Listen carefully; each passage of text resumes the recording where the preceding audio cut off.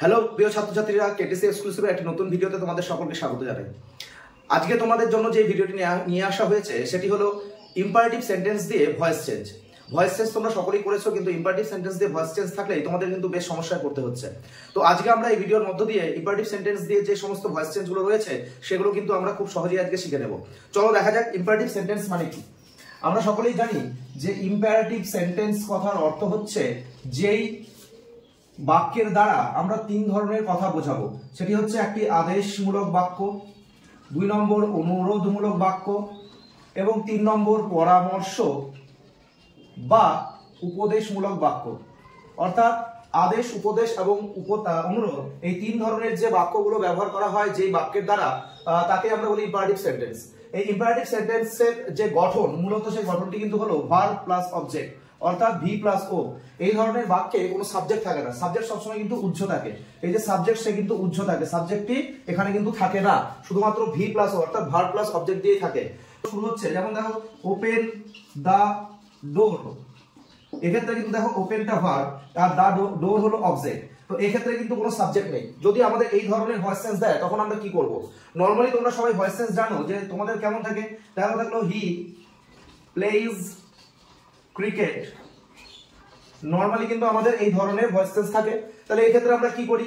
অবজেক্টটিকে subject করি, cricket সামনে নিয়ে আসি এবং তারপরে বিভার্ব, যেহেতু এটি ইনডিফিনিটে রয়েছে, প্রেজেন্ট টেন্সে রয়েছে, তার জন্য ইজ বিভার্ব হিসেবে ইউজ হলো।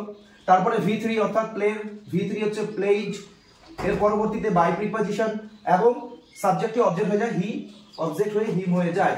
তাহলে নরমালি আমরা এই ধরনের ভয়েস চেঞ্জ করে থাকি। কিন্তু যদি আমাদের ইম্পারেটিভ সেন্টেন্সে কোনো সাবজেক্ট না থাকে, ভার্ব এবং অবজেক্ট থাকে, তাহলে আমরা কি করব? তাহলে ভার্ব এবং অবজেক্ট দিয়ে যদি থাকে তাহলে সবার ক্ষেত্রে তোমাদের কিন্তু লেট দিয়ে শুরু করতে হবে।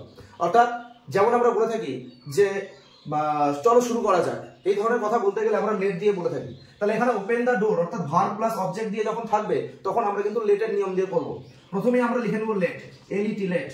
এরপরে কি করব? অবজেক্টটিকে নিয়ে আসবো, অবজেক্ট কে রয়েছে? দা ডোর, তাহলে লেট দা ডোর। এরপরে আমরা বিইডি কথাটি লিখবো, তাহলে let the door be. Next হচ্ছে V3 অর্থাৎ ভার্বের থার্ড ফর্ম, ওপেন এর থার্ড ফর্ম হচ্ছে ওপেনড। এক্ষেত্রে কিন্তু ভয়েস চেঞ্জ কমপ্লিট হয়ে গেল, let the door be opened. এইরকমই যদি আমরা অন্য একটা করি, আমাদের হয়তো দিলাম যে ক্লোজ দা উইন্ডো, এই ধরনের যদি আমাদের দেখ সেক্ষেত্রে আমরা কি করব? সেক্ষেত্রেও কিন্তু আমাদের একই হবে, প্রথমে লেট করব, তারপরে দা অবজেক্ট, দা উইন্ডোটা হচ্ছে অবজেক্ট, দা উইন্ডো চলে আসলো, তারপরে বিইবি এবং নেক্সট ক্লোজ এর থার্ড ফর্ম হচ্ছে ক্লোজড। এই গেল আমাদের ভয়েস চেঞ্জ। অর্থাৎ যদি আমাদের ভার্ব প্লাস অবজেক্ট দিয়ে থাকে তাহলে কিন্তু আমরা এটা করব। এই ক্ষেত্রে কিছু কিছু ব্যতিক্রমী নিয়মও রয়েছে। যেমন ধরো তোমাদের যদি এইভাবে দিয়ে না থেকে হয়তো তোমাদের থাকলো যে ডু নট ওপেন দা ডোর, অর্থাৎ এক্ষেত্রে ছিল অ্যাফার্মেটিভ, যে দরজাটি খোলো, আদেশ করছে। কিন্তু এক্ষেত্রে হয়তো বললো ডু নট ওপেন দা ডোর, দরজাটি খুলবে না। সেক্ষেত্রে আমরা কি করব?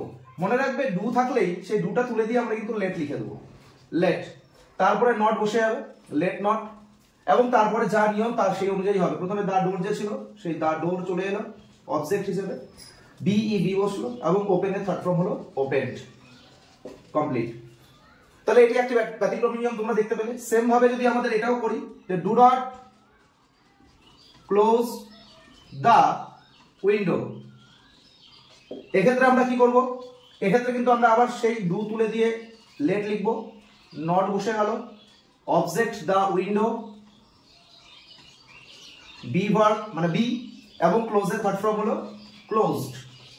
আর বেশিরভাগ ক্ষেত্রে তোমাদের যে V3 তে সমস্যা হয়, তোমরা জানো যে বেশিরভাগ যত আমাদের ভার্ব রয়েছে যেই শব্দের দ্বারা আমরা কাজ করা বোঝাই, এই V3 গুলো কিন্তু বেশিরভাগ ক্ষেত্রে রেগুলার ভার্ব অর্থাৎ ইডি যুক্ত হয়। কিছু কিছু ব্যতিক্রমী ইরেগুলার ভার্ব রয়েছে যেগুলো কিন্তু ইডি যুক্ত হয় না, ম্যাক্সিমাম ক্ষেত্রে ইডি যুক্ত হয়। তোমরা গ্রামার বই থেকে যে টেন্সের ফর্মগুলো রয়েছে সেগুলো কিন্তু অবশ্যই মুখস্থ করে নেবে, কারণ V3 টি কিন্তু খুব গুরুত্বপূর্ণ।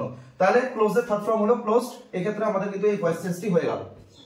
এছাড়াও যদি তোমাদের এছাড়াও আরো কিছু ব্যতিক্রমী নিয়ম থাকে, কেমন? যেমন লেট দিয়েই অলরেডি থাকে, প্রশ্নের মধ্যে লেট দেওয়া হয়েছে, প্রশ্নের মধ্যে যদি তোমাদের লেট দেওয়া থাকে তাহলে কি করব? প্রথমেই দেখো লেট মি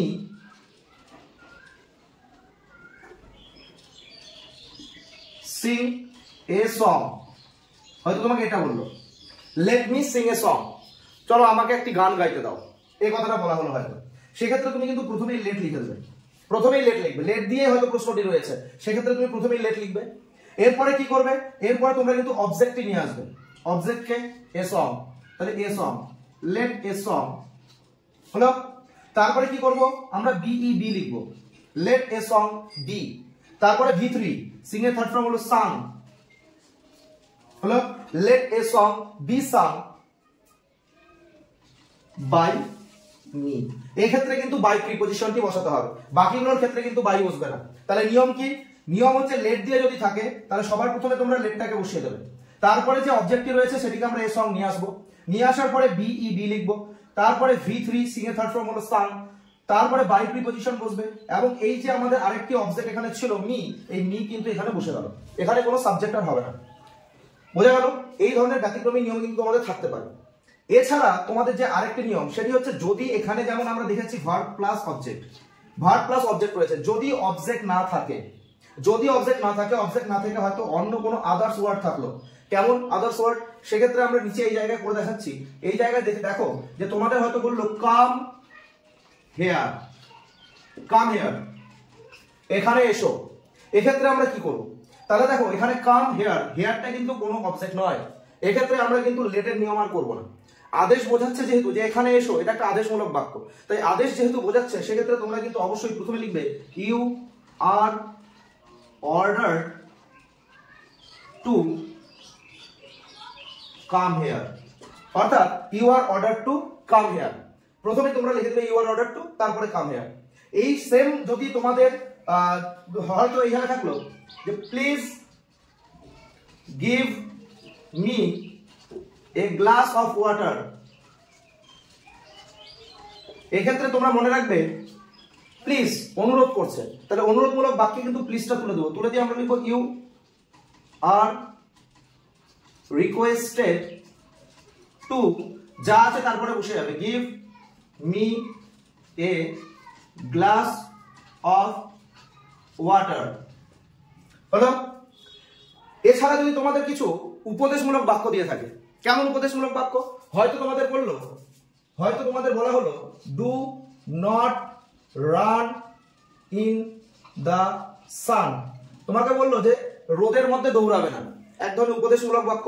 তাহলে আমরা সেক্ষেত্রে কি করবো, সেক্ষেত্রে মনে রাখবে যে ডু ডিড ডাজ দিয়ে যদি থাকে, সেই ডু ডিড ডাজটাকে আমরা তুলে ফেলবো, তুলে দিয়ে আমরা যেহেতু উপদেশমূলক বাক্য তাই লিখবো you are advised, you are advised to লিখতে হয়, কিন্তু মনে রাখবে যে টু এর আগে নটটিকে বসিয়ে দিব, not to run in the sun, তাহলে you are advised not to run in the sun, এগুলোও হয়। তাহলে তোমরা দেখতে পেলে যে আমরা নর্মালি লেট দিয়ে করে থাকি, আবার আমরা ডু নট দিয়ে থাকলেও লেট দিয়ে করব, লেট দিয়ে যদি প্রশ্নটা দেওয়া থাকে তাহলেও আমরা লেট দিয়ে করব।